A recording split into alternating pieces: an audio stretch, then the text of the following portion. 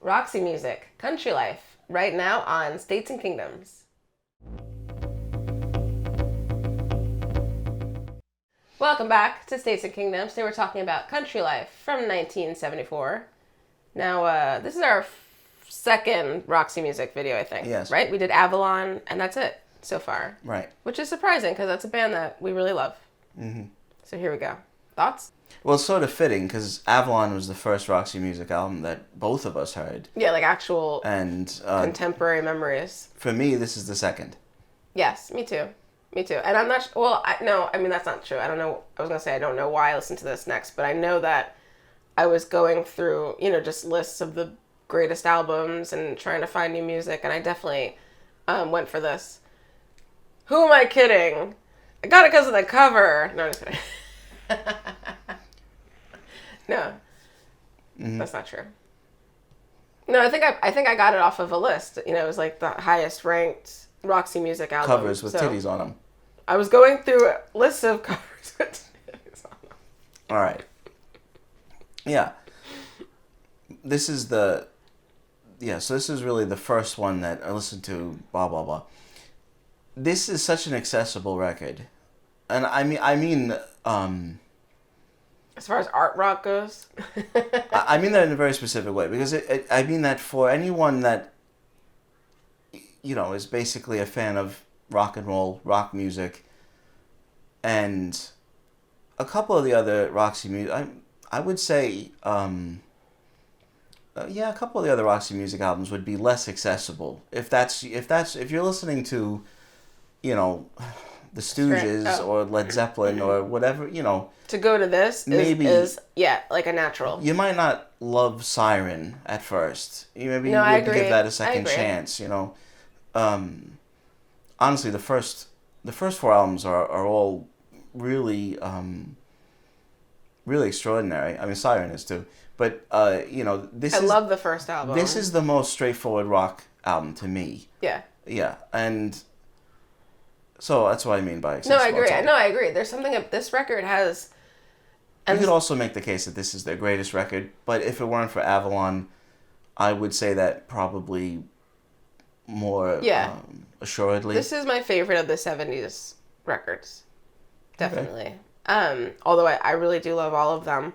But yeah, there's something about this that has more of a full, like, rock and roll, like, really full sound. Like, it's really is leading the charge a lot. Yeah.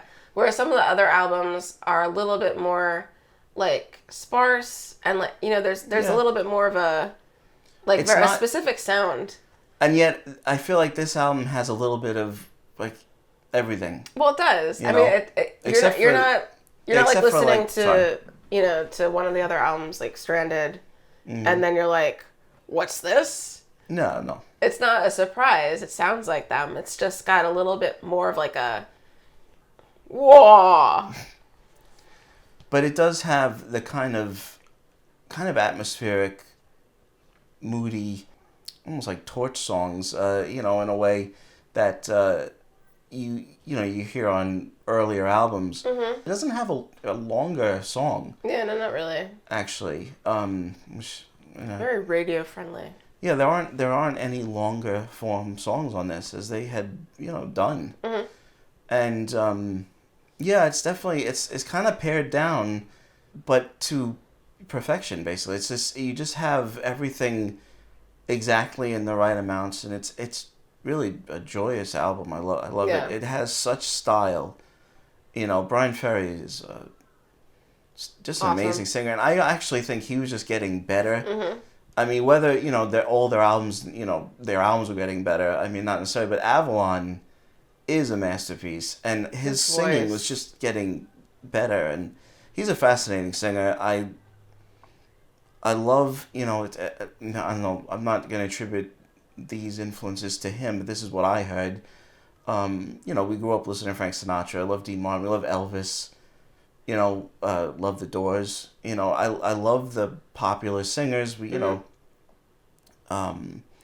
And to me, this is Bryan Ferry has that. Sounds like, if you put Russ Columbo in like front of, Velvet Underground and a couple other things. It's like that's sort of what this would sound That's like. what I'm going for. Yeah, it's what appealed to me. The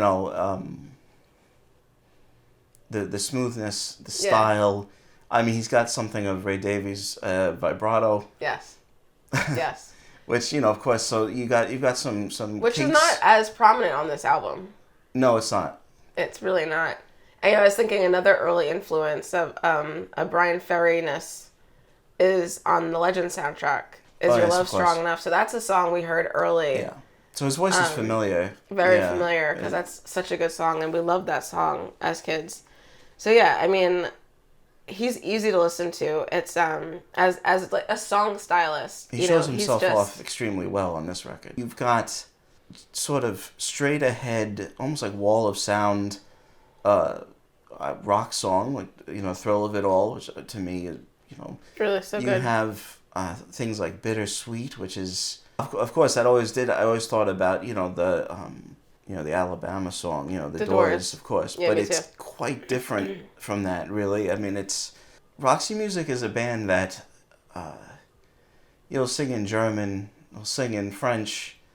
They'll have a more American crooner thing going. They'll sound very English, all just done without any fanfare. They throw it away, and it's just part of what they're doing. And I honestly feel like no pretension. It's not pretentious. I know that again. I don't know why they call them art rock. It's such a weird moniker. Well, I don't know what that means exactly. I don't either.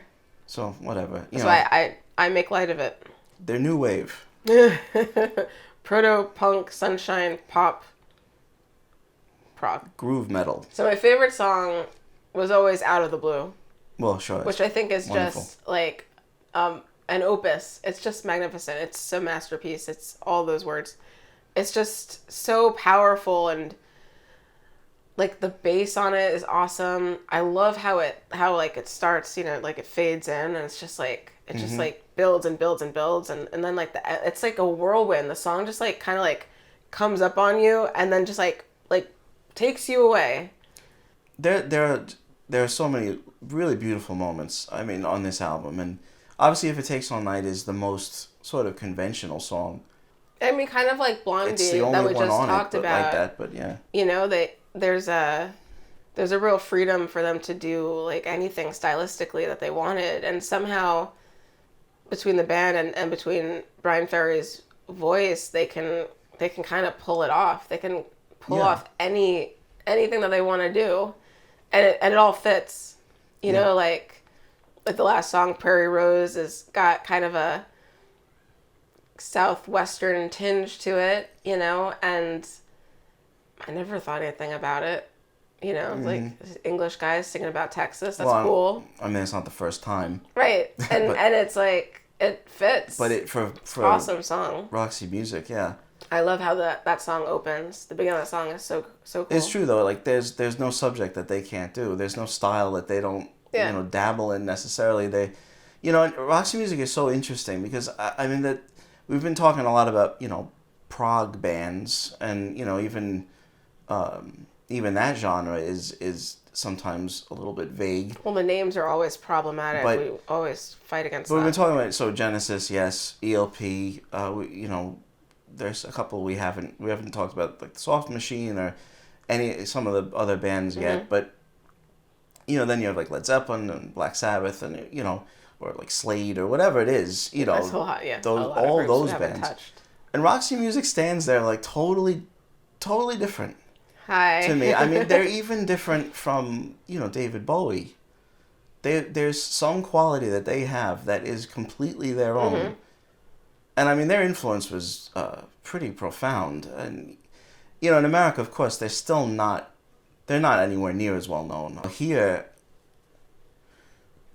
I don't know. I mean, you never heard them on the radio. I mean, it's that ever. Not even.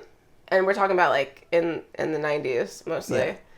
Yeah, I don't remember hearing even more than this or. So they still feel like an underground band here, which is of course not the case in England. Yeah, but I mean, maybe even Love Is the Drug. I don't think we heard. I don't remember hearing. Yeah, I don't remember hearing anything. Yeah, there's really a lack of Roxy Music on classic rock radio. but they have a style, just totally unique. You know. They're great. Yeah, and I mean, I don't know if I would say, I mean, favorite. Well, this is a sentimental favorite because it really is the album that just clicked, and then I would listen to everything else. But really, the first 5 albums are all really quite special. Yeah, when I don't listen to them for a little while and then I listen to one again, I'm always like, damn, that's so good. Yeah, like I love Roxy music. For Your Pleasure and Stranded are pretty stunning. Yeah, this is just to me, like we said, it's got a little bit of everything, and done, like as well as they could do it. Yeah. Every song is distinct and unique and has a great hook and is just like so perfectly executed, sounds good. Yeah, everything about it catchy and really kind of powerful driving songs, like and they all have, surprising. Yeah. They'll just they could surprise you. 9. Yeah. And as we already talked about Avalon, I mean, after maybe not putting out albums as great as their earlier albums in the late 70s, they put out that, which is just gorgeous. Yeah, it is. And like I said, an elegant album. Bryan Ferry had a style from the very beginning, but he's one singer that really just kept developing. He really did. Mm-hmm. And he's as incredible as he is on this. I actually, on Avalon, his voice is just totally knocked out by sublime. how amazing. Yeah. That doesn't really mean anything. It's just we're not talking about that album. Right. Why do you keep distracting me? Stop. What's going to be interesting is how to do the thumbnail for this, with using this as a background. If anyone hasn't listened to it, they definitely should. I would recommend. I don't know how you could not like this album. Well, I don't know if anyone does dislike this album. Good. They shouldn't. Thank you so much for watching our discussion of Country Life by Roxy Music. Please let us know what you think of this album in the comments, and make sure to like and subscribe. Stay tuned here at States and Kingdoms for more videos every Monday, Wednesday, and Friday. We'll see you next time.